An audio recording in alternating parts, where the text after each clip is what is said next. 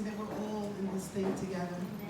It is always and only about you, never about any one of us, Father God. So I ask that you clear my mind and speak through me. Use me as your vessel at this time. In Jesus' name I pray.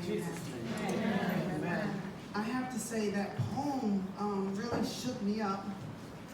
And I just thought I had my nerves together, but when you think of the now, like right now, why are we all here? Why now? Why do you have visions that you have and you spoke so eloquently? Why do we have desires, some of the same common goals? A lot of the things that we want to accomplish, we want to help others, we want to encourage others, we want to use our platforms to guide and aid the next person that's coming behind us. It's because God put in us a little something that is, a little selfless. We're not selfish individuals. We want to honor God with our lives. And how do we do that? We do that by our deeds. We do that by the things that we do, the things that we say, the ways that we act towards one another, the way that we embrace one another. When we're sitting at a table, we all been invited to this beautiful event. Let's give Denise I would have to applaud you, Denise. And I see your passion, your drive, your to empower one another.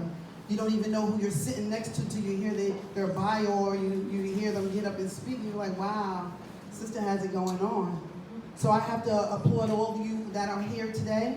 And I have to tell you that we're all in this together. There are so many different things that's going on in the world and so many missions that need to be accomplished on this earth. And we don't know who got picked to do what. Because, as we know, we have a leadership that's in power right now. And his decision making is not always the best for everybody. So we all need to understand that we're still at the mercy of God. We're under God's grace at this time. And while we're under his grace, let's just not take it for granted. Because Nipsey, if I could just refer to, and I appreciate the fact that you acknowledged him as well, because when you think about it, we all could have been born anywhere in the world. Like if I could refer to my family, my grandparents, both my grandfathers, they came from the South, and they met in New Jersey. That's where my parents met, in New Jersey. It wasn't in LA. And I thank God for that, because I understand I live in a little rough area, but nothing compared to what those individuals go through on a daily basis. So we got to thank God for grace and mercy, because we could be out there where we're really struggling and trying to survive on a daily basis. So I thank God for that. The fact that I live in Jersey City and I hear a little gunfire every now and then, but God, thank you that I'm not going through half of what those individuals are going over there. But when you think of a Nipsey that rolls up in an environment where there was so much going on, and how he has impacted the lives of so many people across the world at the tender age of 33. Just the boldness, just the courage to say, I don't want to do that anymore. So when we think of our own personal testimonies or the things that we've gone through, I mean, we all can share a story about I did this, I had this, I did this. Unfortunately, I didn't have much growing up. But when we think of the lives of people who are really in environments where they are really, really trying to survive to make it, and then you sit back and you say, well, I'm glad it's not me. No, but what are you supposed to be? Thank God it's not us. Thank God. But because we have a mind and we have the courage and boldness to speak out on what is not right, and and not afraid to serve the God who has created us all. Because when we think about it, it's not about any one of us. We do know that. And all these honorees and the keynote speakers and everybody in their respective places, we applaud every one of us. We really applaud, but it's definitely not about any one of us. Not one of us. It's always and only about God. And Nipsey, at some point in his life, he got that for himself. While he was living in the wildest neighborhood in the country. Think about it. Some of us live in some hoods, but some of us are not just really like fighting and trying to survive like some of those people in these different areas. We have a lot of rough areas in this world. So when we all stand up and we say, like in our own individual places, whether it be in, I don't know, who's in entertainment or whatever professions we are in our individual lanes,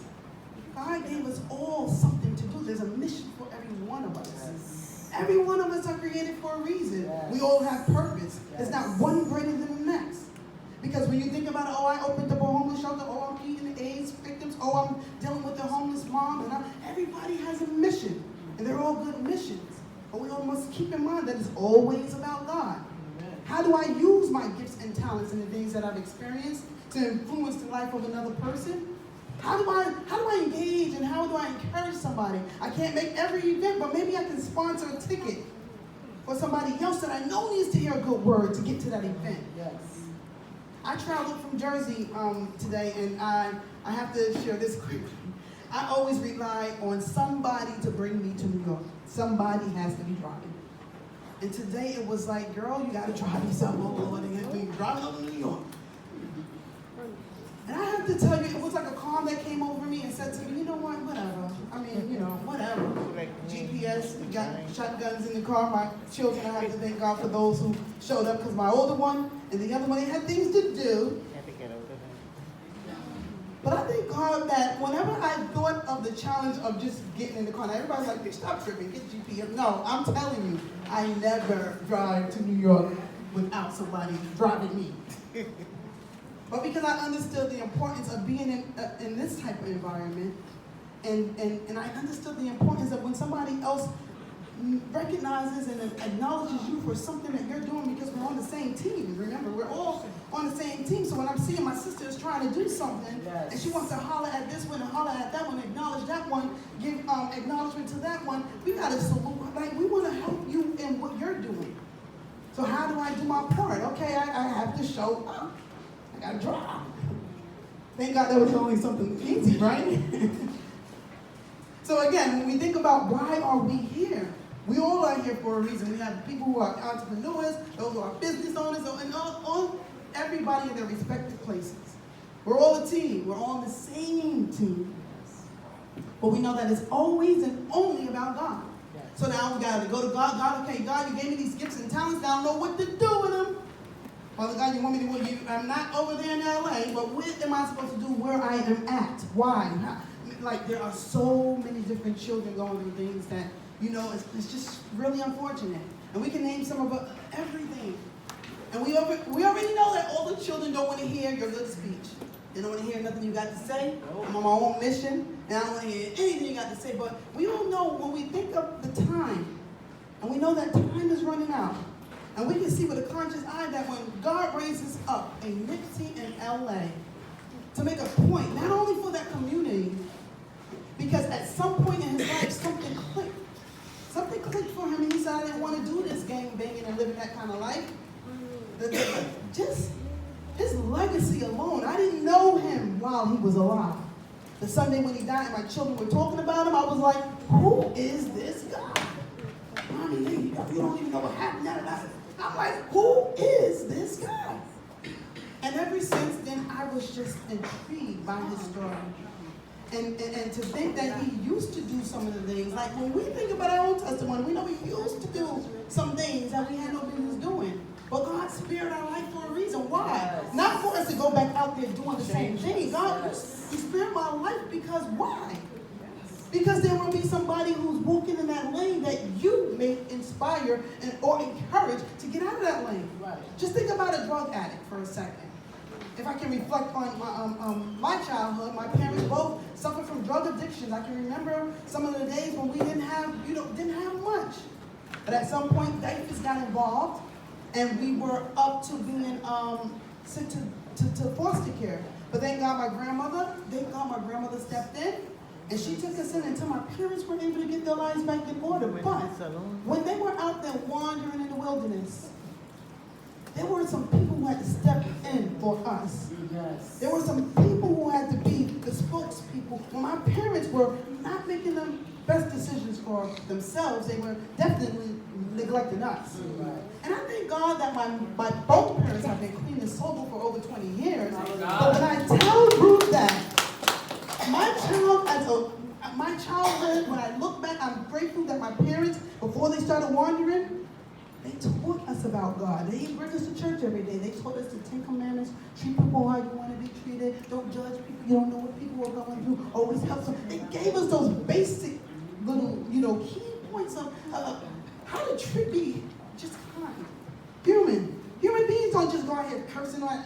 beating everybody up. Like, no. So when you have a compassion to just do something for somebody else, you got to know that God put something special in you, because you're not as arrogant as some people are when they stand before the crowds. You're not so selfish when I got it, I just want to buy for me and mine. I ain't thinking about nobody else. You're not so arrogant that you get up there and say, it's not all about you. So with that being said, you know that God put something in you, that you're special. Yes. He created you for a reason. Yes. And especially if you were acknowledged today, you know that there is something special about you. Denise noticed it. She brought you guys to our attention. Because we, just think about it, when we deal with our own routine every morning, we get up, we do what we need to do for ourselves. We're not trying to check and see who's doing what and whatever. We don't always have that time. So when you rub elbows with somebody who you see is doing something for the glory of God, you got to know, how do I support that sister? How can I support that sister? Again, if you think about a Saturday, a beautiful Saturday, I didn't rack up a busload to bring over here to New Jersey because everybody got things to do. On the calendar, you got this one, then you're trying to squeeze in that. After this, I got to go to here. And you're trying to figure out how you're going to navigate through a Saturday. So when you can't support somebody, let your yay be a yay and nay be a nay. Since I can't make it, but let me buy a ticket. You sponsor somebody else. Maybe because you know there are some people who, maybe you want to say, listen, I bought a ticket for you. I want you to go to this event. Because you know some people need to be in these kind of environments. I remember when my children were like, Mommy, how long we gonna be? Mommy, why we gotta go? But as long as I'm the mother, I know what's best for you. You go where I say go. Because I know you're going to be getting edified in these environments. I know you're going to be influenced, or you're going to be inspired by somebody speaking on the podium. So again, the picture is not about any one of us. We all can agree about that. And we understand that there's a reason why God spared our life. When we were going through whatever we were going through, there's a reason why God called you out of whatever kind of relationship you were in. There's a reason why God gave you a mouth to speak. Some of us were, I can remember being as shy as they came as a child. I can remember being in a marriage. I was married for 15 years with my ex-husband for 20, but there was a time when he and I just, So for me, because I know God's word, and I know infidelity is grounds for separation, I knew it was time for me to go.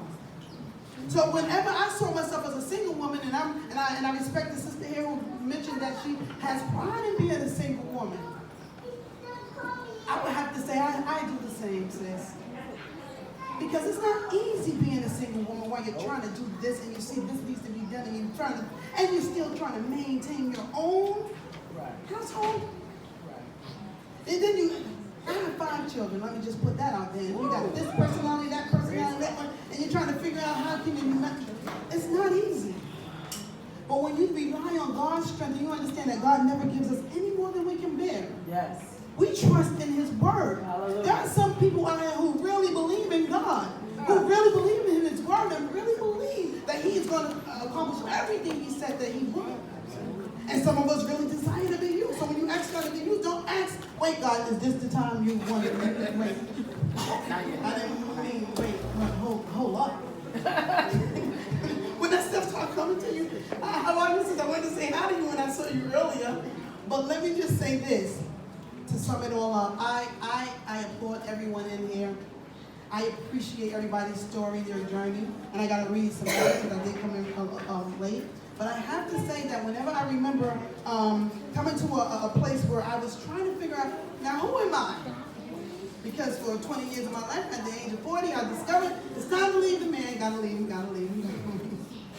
But who am I? All these years, I was just a married woman and a mother, and I didn't know anything else. Wow. You talk about, God, what are you doing to me now?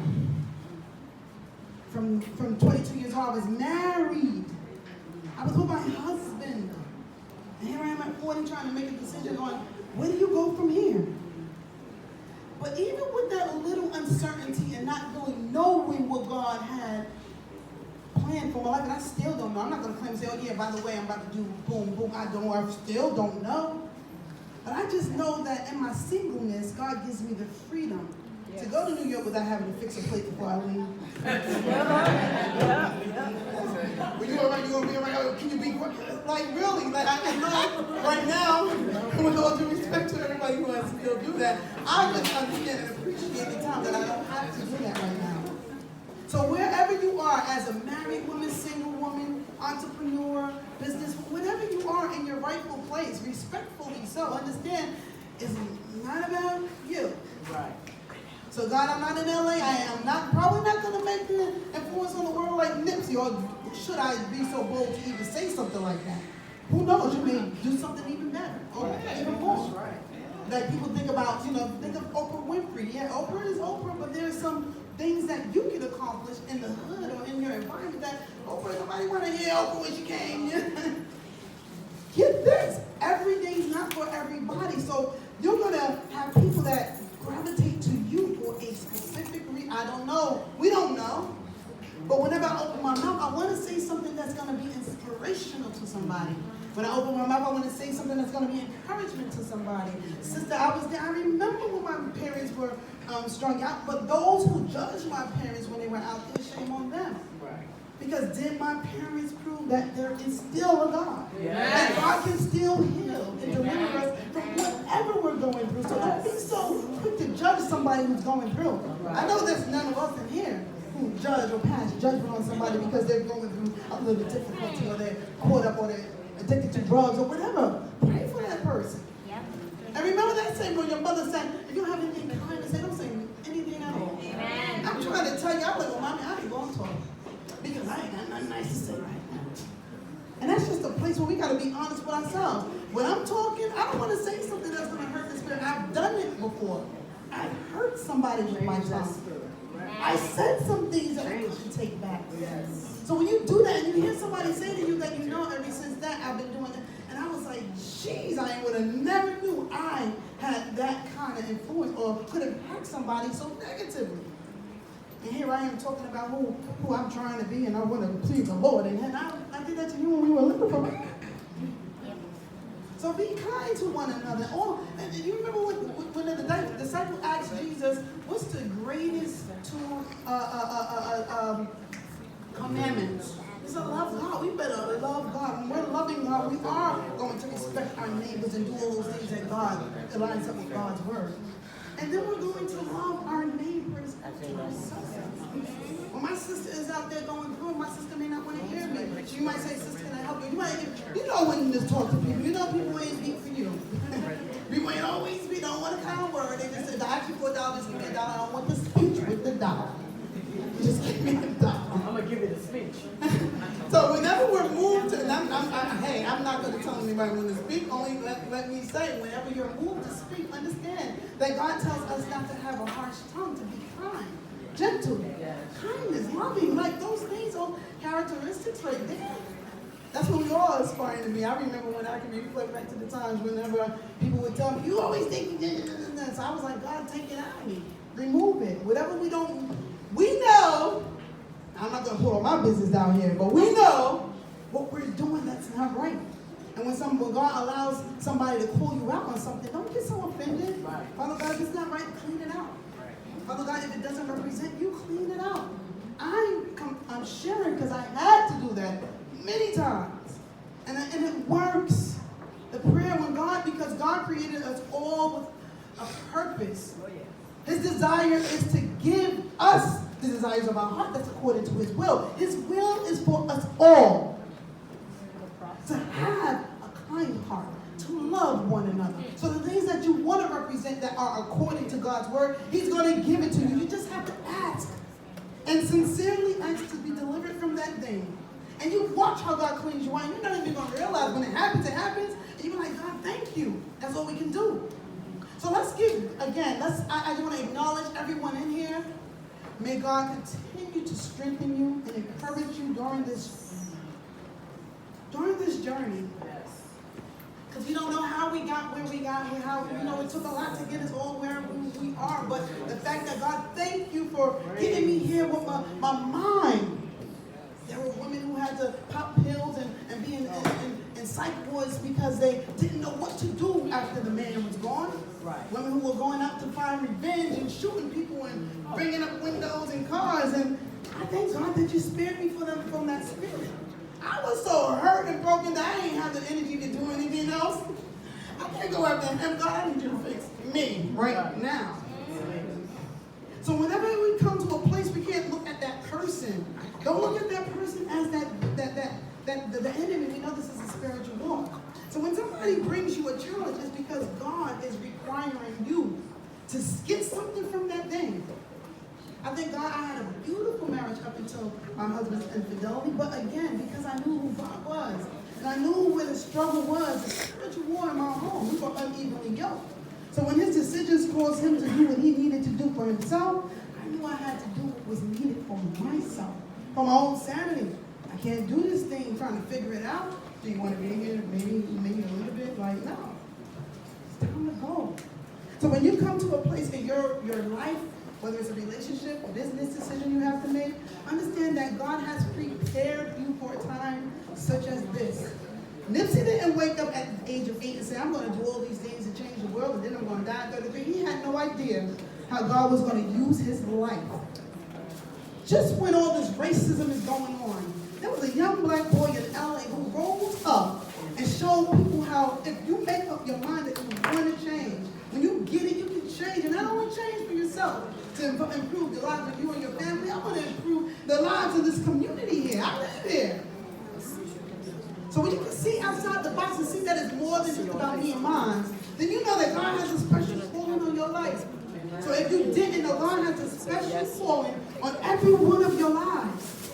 If we are in here, we had the mind not to go shopping in the mall. We had the mind to come here so that we can be empowered by one another, inspired by one another, uplifted by one another. They say iron sharpens iron. Well, I'm grateful to be amongst all this iron in the room because I'm getting sharpened right now. So I thank God for this opportunity, Denise. I don't even know what else to say, but thank you.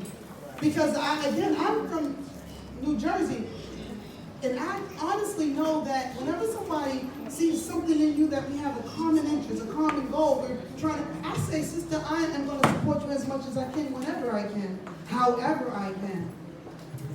Because I know that God requires us to help one another, uplift one another, encourage one another. And again, when you can't support something and you know it's a good cause, now find a way to support that person or make them know that, sis, I see you.